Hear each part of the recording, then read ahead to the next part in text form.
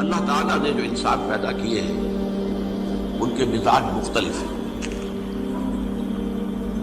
ان میں کچھ لوگ ہوتے ہیں جو قوی ہوتے ہیں ارادے کے، جو فیصلہ کر لیا ڈٹ گئے.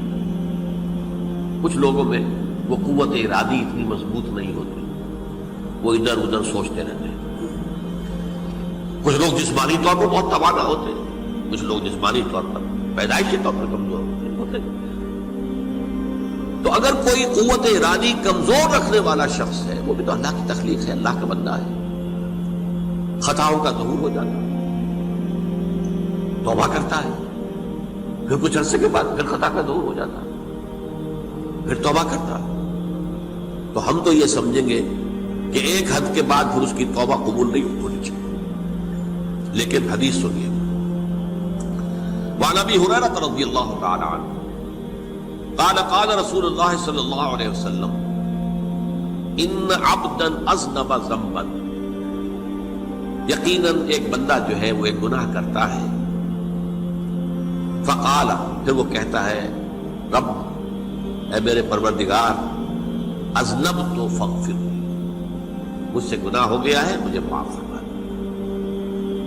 فقال ربہ، تو پروردگار یہ کہتا ہے اعلم عبدی ان لہ ربا یغفر الذنب ویأخذ بہ،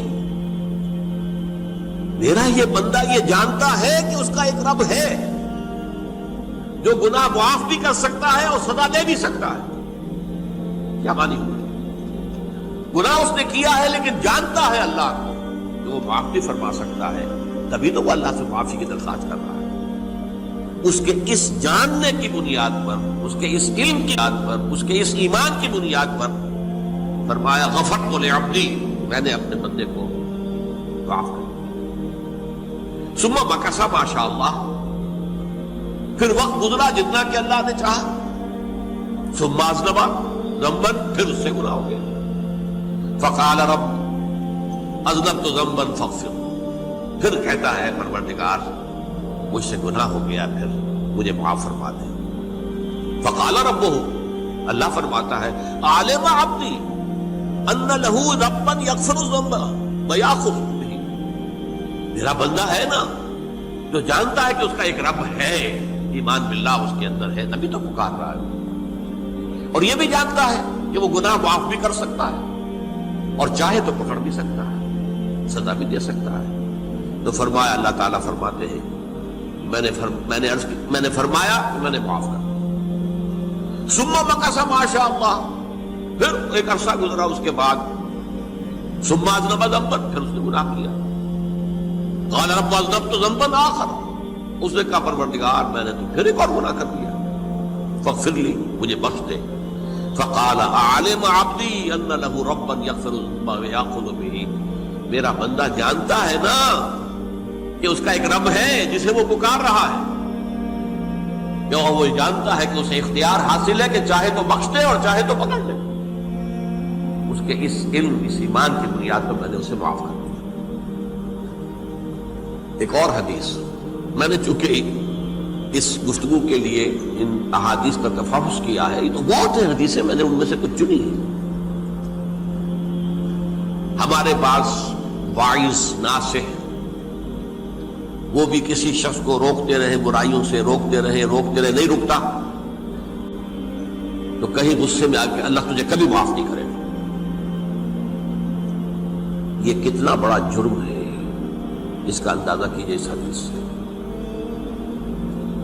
تو میرے بندے کو میری رحمت سے مایوس کر رہے ہیں، کتنا بڑا جرم ہے، اس کا اندازہ کیجئے. یہ مسلم شریف کی روایت ہے عن جندب، حضرت جندب رضی اللہ تعالی عنہ سے، ان رسول اللہ صلی اللہ علیہ وسلم حدث، کہ اللہ کے رسول صلی اللہ علیہ وسلم نے ایک واقعہ بیان کیا. ان رجلا قال،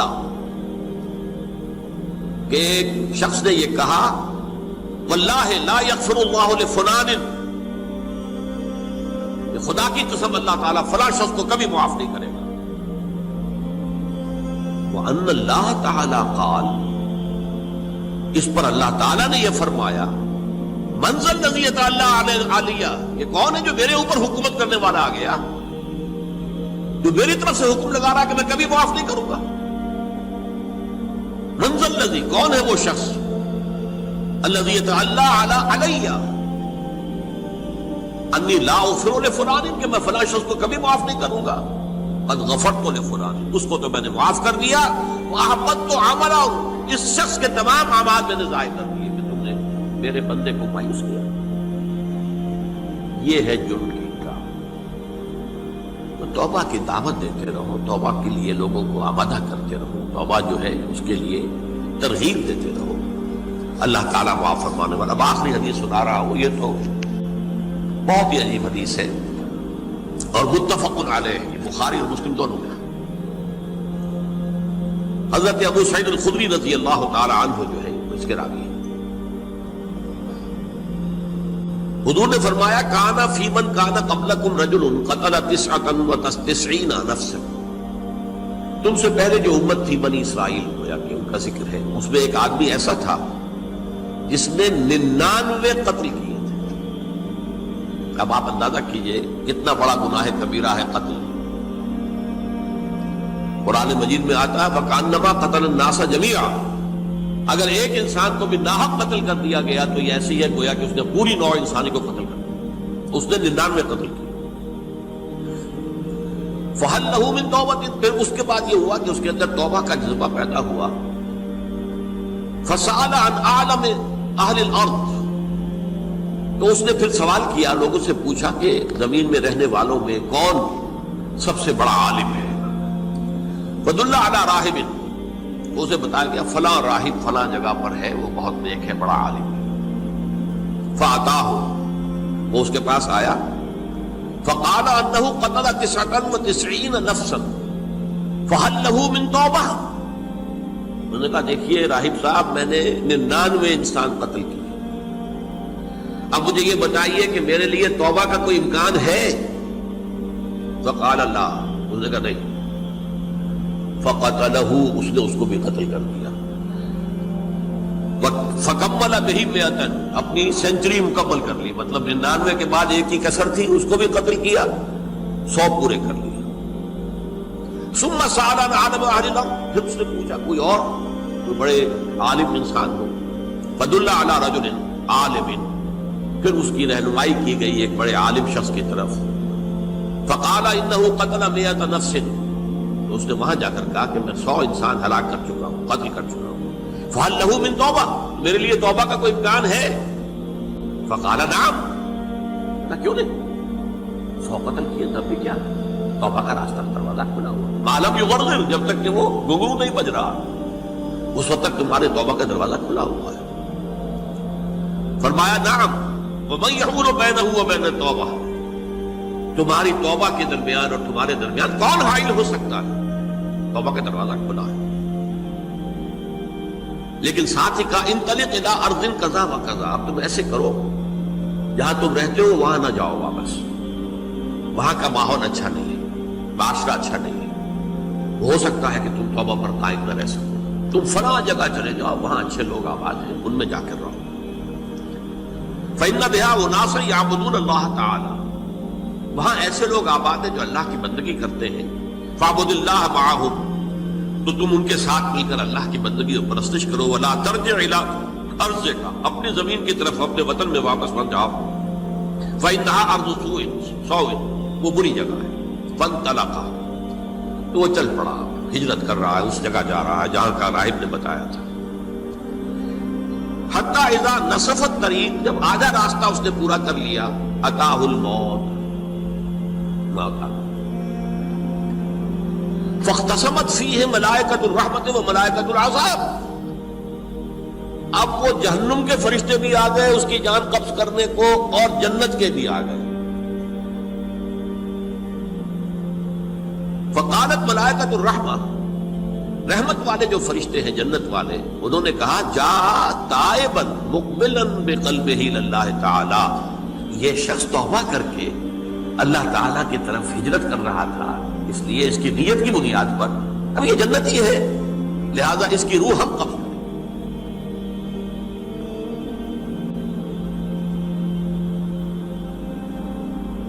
وقالت الملائکۃ العذاب، اور وہ جو عذاب والے فرشتے ہیں وہ کہیں گے انہ لم یعمل خیرا قط، تو نے توبہ کے بعد کوئی نیک عمل تو کیا ہی نہیں، تو کس بنیاد پر اس کو تم جنت میں لے جاؤ گے؟ اس کو تو دوزخ میں جانا چاہیے۔ فاتاہ ملک فی صورت آدمی، تو ان کے پاس اللہ نے ایک اور فرشتے کو بھیج دیا آدمی انسانی شکل کے اندر، فجعلوہ بینہم، ان فرشتوں نے کہا بھائی ہمارا فیصلہ کرا دو، اس کی روح ہم لینا چاہتے ہیں یا ہم لینا چاہتے ہیں، انہیں حکم بنا دیا۔ فقال قیسوا ما بین الارضین فإلی ایتہما کان اقرب، کہ تم فاصلہ ناپ لو جہاں سے وہ چلا ہے اور جہاں جا رہا تھا اور یہاں اس کی موت ہو رہی ہے، تو کون سا فاصلہ زیادہ ہے؟ جب ناپا گیا، بلکہ ایک حدیث میں آتا ہے کہ اس پر اللہ نے زمین کو جو ہے حکم دے دیا، ایک طرف والی زمین تو سکڑ جا، دوسری والی جو ہے تو پھیل جا، تاکہ وہ جو جا رہا تھا وہ زیادہ قریب ہو جائے بنسبت اس کے کہ جہاں سے وہ چلا تھا۔ تو اس فیصلے پر پھر جو فرشتے تھے جو کہ رحمت کے فرشتے تھے وہ اس بندے کو لے گئے جنت میں۔ یہ ہے توبہ کی عظمت اور